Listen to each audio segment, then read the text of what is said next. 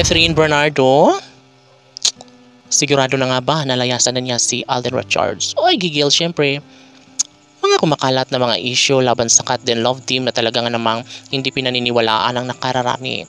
Aba, syempre, tanging pangarap ng lahat, pangarap ng taong bayan na sana'y hindi naman magkulang, no, ang kanilang nasimulang pagmamahalan. Dahil kapag mawasak ang relasyon ni Alden Richards at Catherine Bernardo, aminado ang mga fans ng Kat Den Love Team na mawawala rin sila na parang usok OMG. Syempre, dapat lamang talaga bilang mga pusong nagmamahalan, si Alden at Catherine, tanay ka lang may pagpatuloy at patunayan sa taong bayan. Dapat sila ang magbigay ng magandang halimbawa dahil sila ang sinusundan ng taong bayan. Yes, tama nga naman.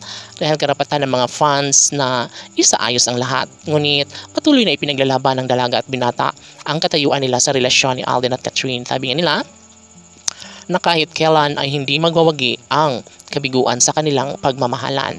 Although marami umano sila mga lapses na nagagawa sa kanilang relasyon, ngunit laging pakatandaan na ito lamang isa sa pangarap ni Alden Richards na magkaroon sana na magandang kahihinat na ng lahat, na magkaroon sana ng forever na pagkakatuluyan sa mga puso ni Alden at Catherine. Opo, mahina o napanghinaan na rin minsan ang dalagaan dahil sa mga pagkakataong ito. Of course, patuloy pa rin siyang lumalaban.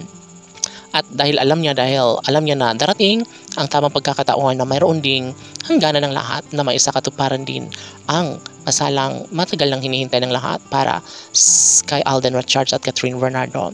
Yes, butong-buto ang mga magulang ni Catherine sa gwapong aktor na si Alden Richards at sa payo nila sa binata na sana'y magmamahalan umano sila ni Catherine Bernardo at sana'y kanilang mapapatunayan ito dahil syempre mas magiging maligaya ang lahat na magkaroon ng malaking pag-asa na maisakatuparan ang kanilang pagbuo ng sariling pamilya na siyang pangarap ng taong bayan. Siyempre, laging bukabibig ni Catherine Bernardo na talaga nga namang ito na ang huling lalaking kanyang pakamamahalin hanggang sa pagtanda. Kaya sana'y mabigyang katuparan na ang lahat ng ito. Sana'y hindi na magbabago ang kanilang pagmamahalan.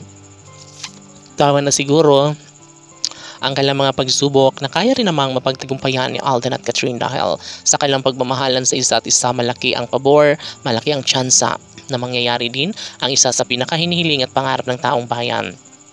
Ang pag-iisang dibdib, ang pagbuo ng sariling pamilya, ang maisakatuparan ang habang buhay na pagsasama para sa isa sa pangarap ng milyon-milyon ng mga tagahanga para sa kanilang mga iniidolo na si Alden Richards at Catherine Bernardo. Sila lamang umano ang deserve na lumigaya.